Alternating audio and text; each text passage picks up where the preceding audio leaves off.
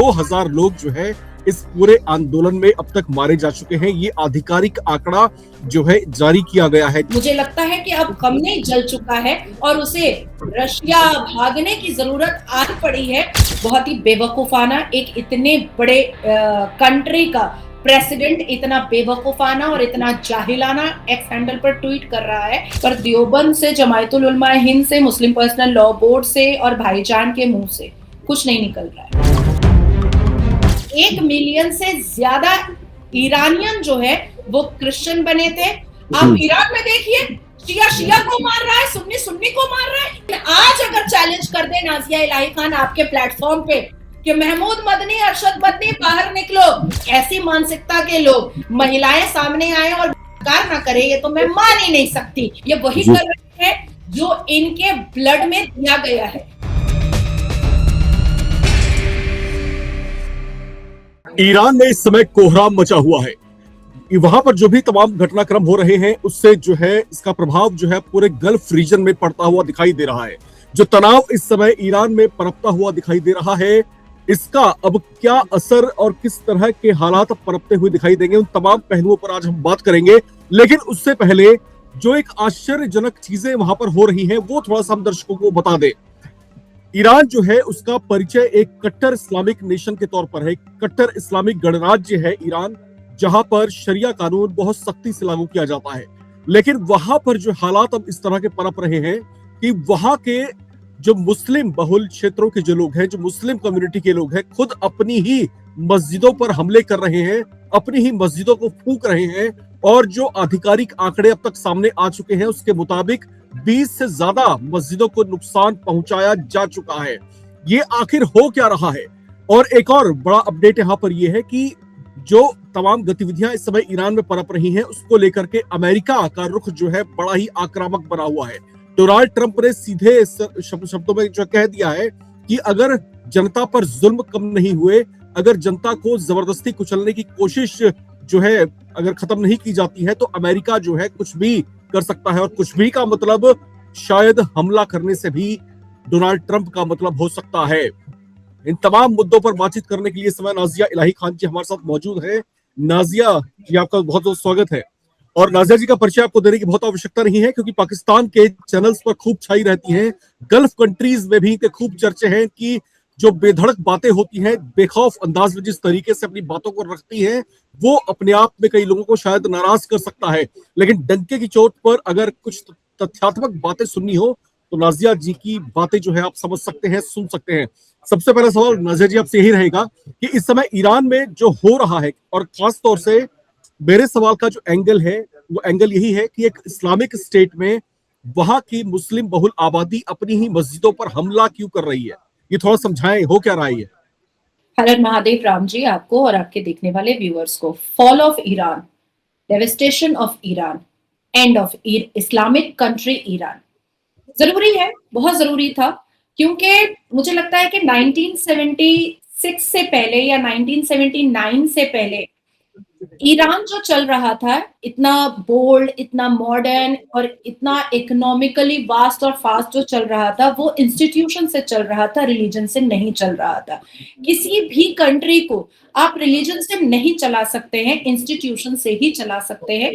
तभी वो country growth करती है और तभी वो कंट्री पावरफुल होती है। जो 1979 से पहले अब्दाली ने किया था, शाह मोहम्मद रजा पहलवी ने किया था, सॉरी, जो 1979 से पहले शाह मोहम्मद रजा पहलवी ने किया था, क्योंकि उनको पता था कि ईरान एक बहुत ही लिबरल, एक बहुत ही एजुकेटेड और एक बहुत ही मॉडर्न कंट्री हम बनाएंगे, जिसकी वजह से वो वास्ट और फास्ट था। लेकिन जैसे ही आयतुल्लाह खमनेई की लीडरशिप आई, उसने महिलाओं को अपने निकाह मसियार और निकाह हलाला और बच्चा पैदा करने की मशीन का उसने एक सामान समझ लिया। अब आप सोचिए, आज लोग कह रहे हैं कि ईरान में ऐसा कैसे हो सकता है अचानक से। नहीं, कौन कह रहा है अचानक से? 2022 से 2026 हमें काउंट करना पड़ेगा, माशा अमीनी से ला करके हमें 2026 तक में काउंट करना पड़ेगा। और आज ये परिस्थिति हो चुकी है ईरान की कि more than 112 cities inside the Iran Islamic country are burning. Protesters जो है वो 112 सिटीज से ज्यादा पर प्रोटेस्ट कर रहे हैं, मस्जिदें जला रहे हैं, मस्जिदें डिमोलिश कर रहे हैं, मस्जिदें तोड़ रहे हैं।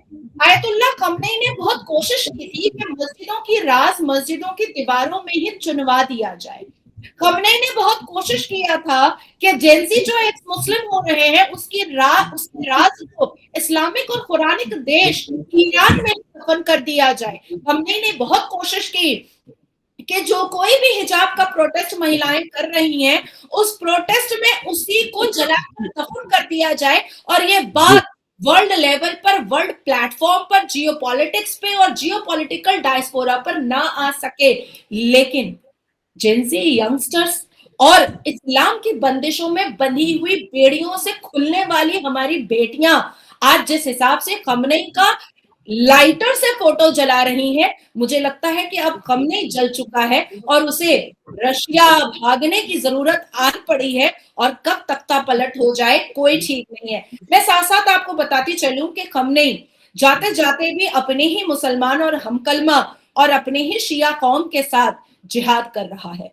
नाज़िर जी जब मैं इस पूरे घटनाक्रम को बहुत दूर से बैठ करके मॉनिटर कर रहा हूं, जब मैं उसको देख रहा हूं, तो मुझे दो तरह की चीजें होती हुई दिखाई दे रही हैं। एक तो मुझे यहाँ पर जो है जियोपॉलिटिकल एक्टिविटीज होती हुई दिखाई दे रही हैं, जिस तरीके से ईरान में चीजें पनप रही हैं और जिस तरीके से अली खामेनी लगातार अमेरिका के निशाने पर बने हुए थे, वो कहीं ना कहीं अमेरिका जो है अपना बदला निकालने की कोशिश करता हुआ दिखाई दे रहा है। इस रेवोल्यूशन के मार्फत जो है अब कहीं ना कहीं लोगों को प्रोवोक करने की कोशिश कर रहा है कि आप जो कर रहे हैं बिल्कुल ठीक कर रहे हैं, अपने आंदोलन को जारी रखिए और जो सरकारी संस्थान है, गवर्नमेंट इंस्टीट्यूशंस हैं, उस पर भी अपने कब्जे करना शुरू कीजिए। इस तरह का स्टेटमेंट अभी जो है कल रात को ही डोनाल्ड ट्रंप ने एक ट्वीट करके दिया है। ये तो होगा थोड़ा पॉलिटिकल एंगल। अब मैं थोड़ा सा जो है इसका रिलीजियस एंगल देखने की अगर कोशिश करता हूं, तो वहां पर जिस तरीके से लोग उद्वेलित हो रहे हैं, खासतौर से जो शरिया कानून है सख्त वहां का, तो उसके खिलाफ इनकी बगावत जो है वो मुझे समझ में नहीं आ रही है।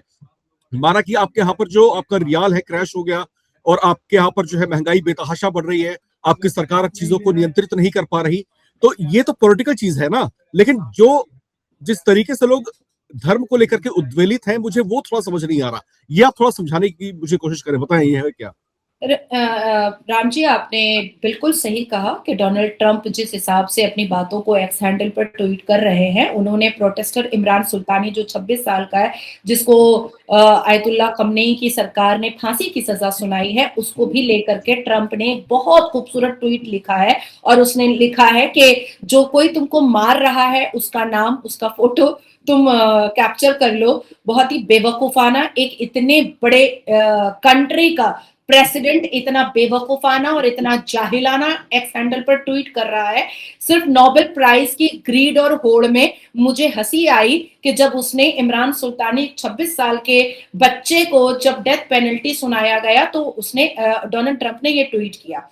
चलिए, ये तो एक पॉलिटिकल बात है कि अमेरिका ऐसी ऐसी कोई पॉलिटिकल चीजें जो है वो डायबॉलिकली वो अपनी बातों को रख रहा है, ये डायबॉलिक स्ट्रैटेजी भी हो सकती है। लेकिन मैं पूछना चाहती हूँ कि जब इमाम हसन और इमाम हुसैन का गला रेता जा रहा था, तब कौन सा डोनाल्ड ट्रंप था?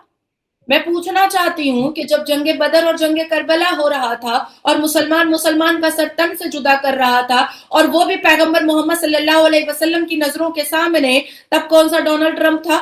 मैं पूछना चाहती हूँ कि जब हजरत अली का कलेजा चीरा जा रहा था और बगल का नमाजी चीर रहा था, तो क्या उसको आरएसएस के किसी भगवा एजेंट ने भेजा था, जो सो कॉल्ड भगवा आतंक बोला जाता है, या फिर डोनाल्ड ट्रंप ने भेजा था, या डोनाल्ड ट्रंप ने कोई ट्वीट किया था कि पैगंबर मोहम्मद सल्लल्लाहु अलैहि वसल्लम के दामाद हजरत अली जब नमाज पे जाएंगे तो उनका कलेजा चीर देना। मैं पूछना चाहती हूँ कि इतनी सारी जंगे जो कुरान वजाहत करता है, इतनी सारी जंगे जो हदीस वजाहत करता है, इतनी सारी जंगे जो सही अल बुखारी वजाहत करता है, क्या वो जंगे आरएसएस भगवा से हुई थी या डोनाल्ड ट्रंप के एक्स हैंडल से हुई थी या डोनाल्ड ट्रंप के डायबॉलिकल स्ट्रैटेजी से हुई थी? मैं पूछना चाहती हूँ आज खमेनी से। देखिए, मैं बार बार कहती आई हूँ कि इस्लाम एक रिलीजन है, उसको रिलीजन रहने दो, उसको डिक्टेटरशिप में मत कन्वर्ट करो। मैं भारत के भी मुसलमानों से हमेशा कहती हूँ कि इस्लाम एक धर्म है, एक रिलीजन है, उसको रिलीजन की तरह पालन करो, उसको अक्रांता की तरह मत पालन करो, उसको क्रूरता की तरह मत पालन करो, उसको जिहाद की तरह मत पालन करो। और यही चीज आज कहीं ना कहीं प्रत्येक देश, आप पाकिस्तान देखिए, फिरकों के नाम पर मार रहा है एक दूसरे को। आप ईरान में देखिए, शिया शिया को मार रहा है, सुन्नी सुन्नी को मार रहा है। ईरान तो शियाओं का देश है। अब आती है तीसरी बात कि ईरान नहीं मारेगा तो कौन मारेगा। ये जो मुहर्रम में जंजीर, भाला और चाबुक के साथ और छुरे और चाकू के साथ जो या हसन या हुसैन करते हुए और खून बहाते हुए जो मुहर्रम का जुलूस देखते हैं, ये कौन चलाता है भालू और चाकू? ये वही चलाते हैं जो ईरान के शिया हैं, जो यहाँ बसे हुए हैं, ये वही चलाते हैं। तो रिलीजन पर्सपेक्टिव से राम जी ये वही कर रहे हैं जो इनके ब्लड में दिया गया है, ये वही कर रहे हैं जो पैगंबर मोहम्मद से इन्होंने सीखा है, ये वही कर रहे हैं जो अल कुरान से इन्होंने सीखा है, ये वही कर रहे हैं जो उम्मा और फी सबीलिल्लाह और जज्बाए जोश वाले कौम करते आए हैं। और अल कुरान इस बात की वजाहत करता है। अब देखिए, मैं आपको एक बात बताना चाहती हूँ। एक ह्यूमन राइट प्रोटेस्टर है, एक्टिविस्ट है, उनका नाम है सारा कैफ।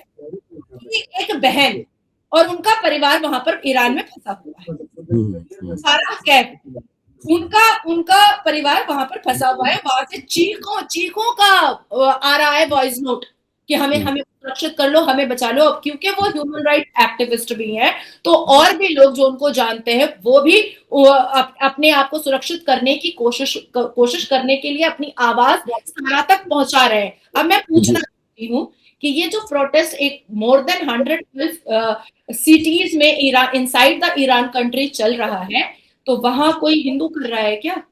वहां कोई आरएसएस वाला कर रहा है क्या? वहां कोई क्रिश्चियन जाकर के कर रहा है? नहीं, मुसलमान को मार रहा है। अब आती है बात डोनाल्ड, मैं फिर से बोलना चाहती हूँ।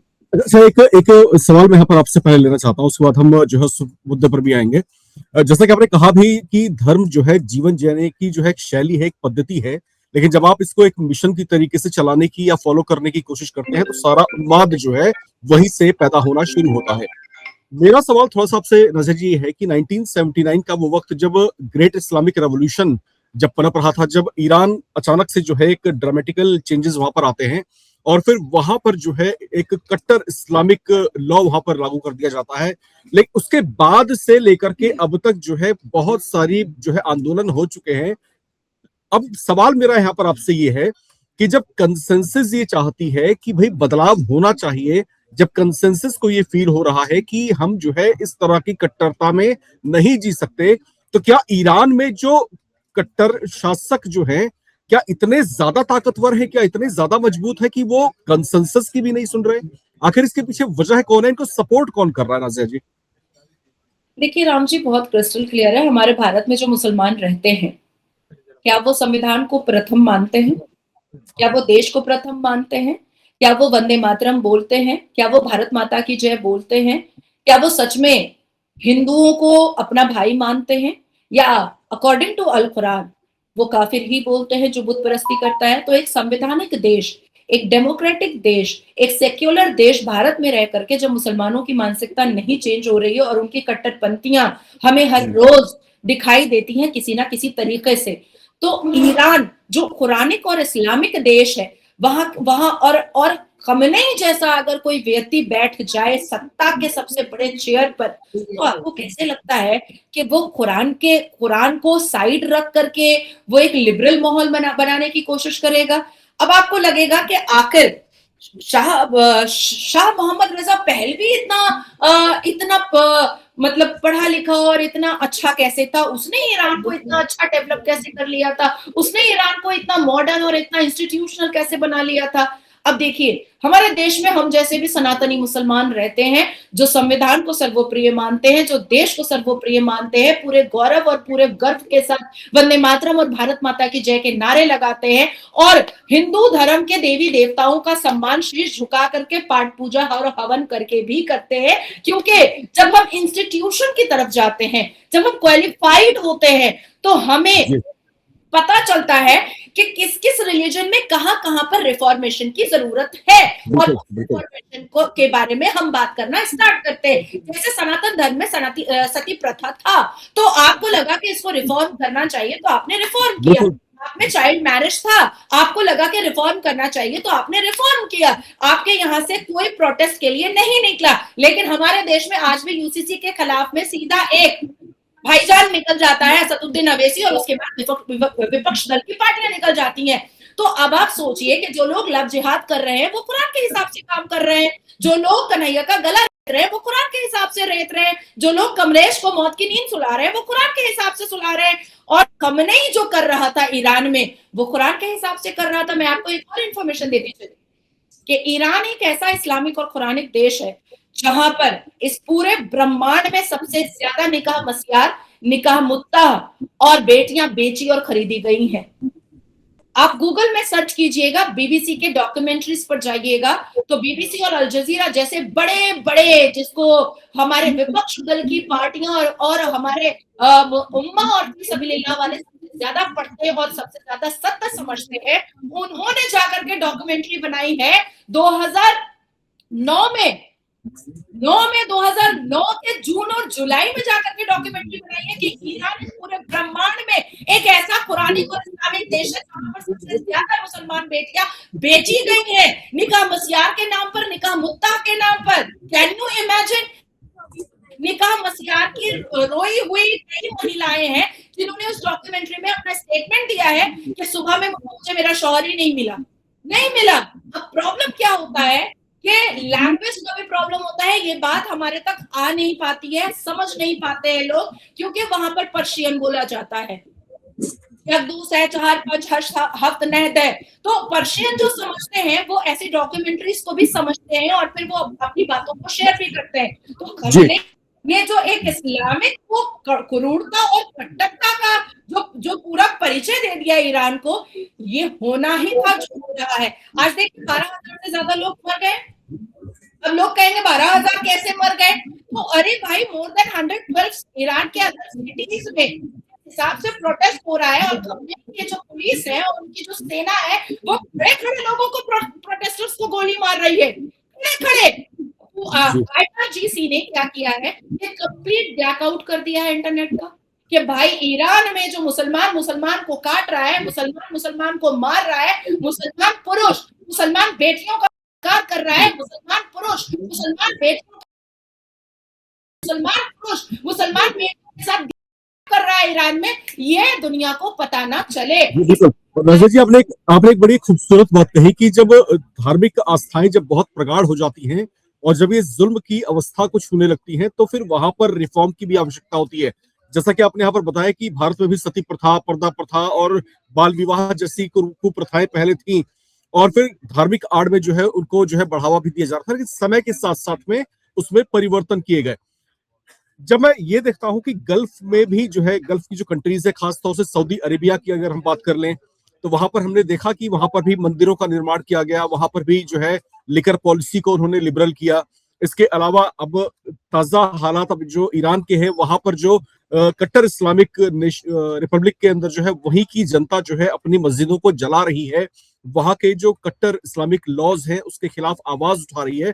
तो भारत में जो है बरेली के कुछ मुसलमान हैं और भारत के ही कुछ इस्लामिक लीडर्स हैं, मैं उनका नाम नहीं लेना चाहता, वो जो है बड़े नाराज हैं सऊदी अरेबिया से भी और ईरान की जनता से भी। तो ये नाराजगी जो है हिंदुस्तान में हम इस तरह से पनपते हुए देख रहे हैं, ये आप कैसे इसको देख पाती हैं? मैं फिर कहूंगी, और फिर पता नहीं लोग क्यों उसको उछाल देंगे, बेगानी शादी में अब्दुल्ला दीवाना। अब आप सोचिए कि बांग्लादेश में हिंदुओं की दुर्दशा इतनी खराब की जा रही है, पर देवबंद से, जमायतुल उलमा हिंद से, मुस्लिम पर्सनल लॉ बोर्ड से और भाईजान के मुंह से कुछ नहीं निकल रहा है, एक शब्द नहीं निकल रहा है, और लोग खड़े होकर के कह रहे हैं हमें क्या मतलब बांग्लादेश से। लेकिन देखिए अभी ईरान के बारे में तो बड़ा चीख करके बोल रहे हैं, यहाँ पर मतलब है इनको, हाँ, बड़ा छाती पीट करके बोल रहे हैं, बड़ा दुख दर्द हो रहा है। तो मेरा कहना है कि यहाँ भारत में बैठ करके तुम क्यों विधवा मिलाप कर रहे हो और मगरमच्छ के आंसू बहा रहे हो? जरा जाओ ईरान, जाकर के जरा देखो, जरा जाओ फिलिस्तीन, जाकर के जरा उन लोगों का सहयोग करो, लगे हाथ दो चार कार भी कर लो, क्योंकि ऐसी मानसिकता के लोग महिलाएं सामने आए और कार ना करे, ये तो मैं मान ही नहीं सकती। ये कार करने में सबसे आगे होते हैं। अब मैं एक और बात बताना चाहती हूँ आपको कि ईरान तो शियाओं का है और देवबंद आज ईरान के फेवर में बात कर रहा है। अगर हम अल कुरान को सही से पढ़ ले तो पैगंबर मोहम्मद सल्लल्लाहु अलैहि वसल्लम के नवासों का जिन्होंने सर तन से जुदा किया उनको शिया कौम बनाई गई, और शिया कौम के घर का खाना, उनके घर से शादी विवाह, उनके घर से मेलजोल, वो तो देवबंद वाले करते नहीं है, करते नहीं है।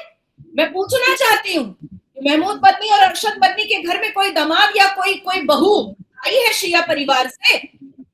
सिर्फ दूर से आप मुसलमान और एक कुरान और एक कलमा की जो आप हकदारी को निभाने की कोशिश कर रहे हैं, लेकिन जो इस्लाम जानता है, जो इस्लाम को समझता है, वो आपको डिकोड कर देगा। 72 फिरकों में सुन्नी जमात किसी भी 71 फिरके को एक्सेप्ट करता ही नहीं है। इवन अहमदिया और वहाबी तो हज में नहीं जा सकते, हज में नहीं जा सकते, हज में एंट्री बैन है अहमदिया और वहाबियों की। बाकी है तीसरी बात, आज से नहीं, पिछले 11-12 साल से मोहम्मद बिन सलमान और अल हन्नान को भारत में रहने वाला देवबंद कर रहा है।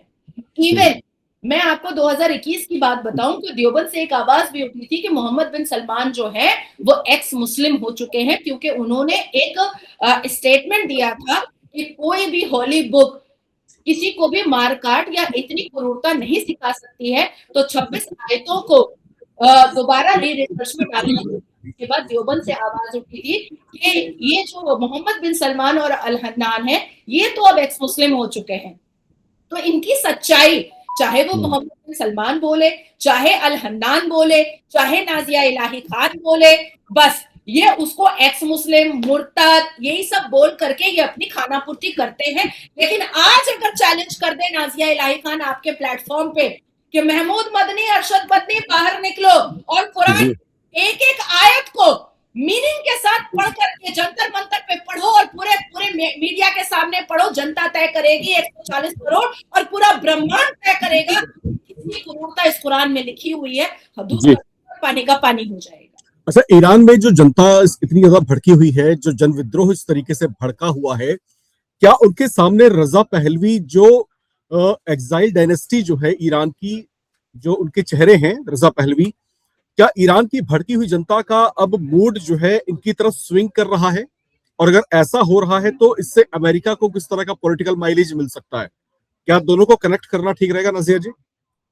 36 मिनट पहले आपको ज्वाइन करने से पहले ईरान के एक रिपोर्टर से मेरी बात हुई है, मेरी बहुत अच्छी फ्रेंड है वो, और उसने कहा है कि जनता, जेनजी यंगस्टर्स बिल्कुल पहलवी के परिवार से ही लोगों को सत्ता के चेयर पर बैठाना चाहते हैं, क्योंकि शाह मोहम्मद रिजा पहलवी ने जिस हिसाब से ईरान को खूबसूरत, प्रोडक्टिव और ग्रोथ वाला बनाया था, ईरान दोबारा वैसा होना चाहता है। ईरान फास्टर होना चाहता है, फास्टेस्ट होना चाहता है, एक बहुत बड़ा देश बनना चाहता है और इस पूरे ब्रह्मांड में अपनी इकोनॉमिकल पावर से और अपने लिबरल पावर से, अपने मॉडर्न पावर से एक नाम बनाना चाहता है। बेटियां नहीं रहना चाहती हैं अब हिजाब में, मत रह, छोड़ दो उनको, उनकी जिंदगी का फैसला उनको खुद करने दो। तो मुझे ऐसा लगता है कि शाह मोहम्मद रजा पहलवी के जो सबसे छोटे वाले बेटे हैं, जिन्होंने अभी कुछ देर पहले एक प्रेस कॉन्फ्रेंस किया है और जनता से अपील की है कि आप अपने अपने घरों में रहें, बाहर ना निकलें, वो उससे ये साफ साबित होता है कि जनता उनकी बातों को जरूर सुनेगी और जनता जरूर उनको चुनेगी। एक चीज मैं और जियोपॉलिटिकल आपको बता दूं कि जिस हिसाब से डोनाल्ड ट्रंप अब तक ये कह रहा है कि हेल्प निकला हुआ है, ऑन द वे है, जा रहा है, इसमें डोनाल्ड ट्रंप का एक बहुत बड़ा खुफिया राज है, क्योंकि 2024 के सितंबर में 1 मिलियन से ज्यादा ईरानियन जो है वो क्रिश्चियन बने थे और अमेरिका से ही उनको फंड आया था, जिसकी वजह से वहां पर चर्च भी बहुत ज्यादा खुल रहे थे और चर्च में बहुत ज्यादा प्रेयर भी हो रहा था।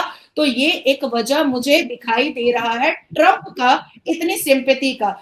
दूसरी एक चीज मैं आपको बता दूं कि ब्रिक्स ब्रिक्स से भी इन्होंने बैकआउट, ईरान की सरकार ने बैकआउट करने की का सोचा है और अपने स्टेटमेंट को, अपने गैजेट को इस बार ब्रिक प्लेटफॉर्म नवल ड्रिल पर उन्होंने नहीं रखा है। तो ये भी एक बहुत ही डाउनफॉल है ईरान का जियोपॉलिटिकल डायस्पोरा पर और जियोपॉलिटिकल प्लेटफॉर्म पर।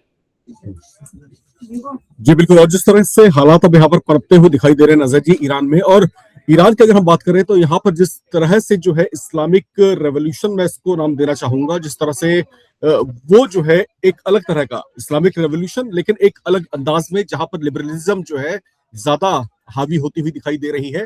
ये लोग इस्लामिक तो हैं, लेकिन इस्लाम को एक नई परिभाषा देने पर आमादा दिखाई दे रहे हैं। ईरान में जो है एक जो ताजा आंकड़े जारी हुए हैं, थोड़ा सा दर्शकों को हम वो बता देते हैं कि 2000 लोग जो है इस पूरे आंदोलन में अब तक मारे जा चुके हैं। ये आधिकारिक आंकड़ा जो है जारी किया गया है, जो बेहद हैरान परेशान करने वाला है। ये आधिकारिक आंकड़ा है नाजिया जी। मरने वालों की संख्या, उम्मीद जताई जा रही है कि इससे कहीं ज्यादा हो सकती है। इसके अलावा ईरान के अस्पताल घायलों से पटे पड़े हैं। तो क्या अभी भी अली खामेनेई ये बिलीव कर रहे हैं कि वापस हालात सामान्य हो जाएंगे, या फिर ये माना जाए कि अब अली खामेनेई के दिन जो है ईरान में पूरे हो चुके हैं और अब जो है तख्ता पलट पूरा जो है ये अब आखिरी फैसला जनता का हो सकता है? क्या लगता है आपको?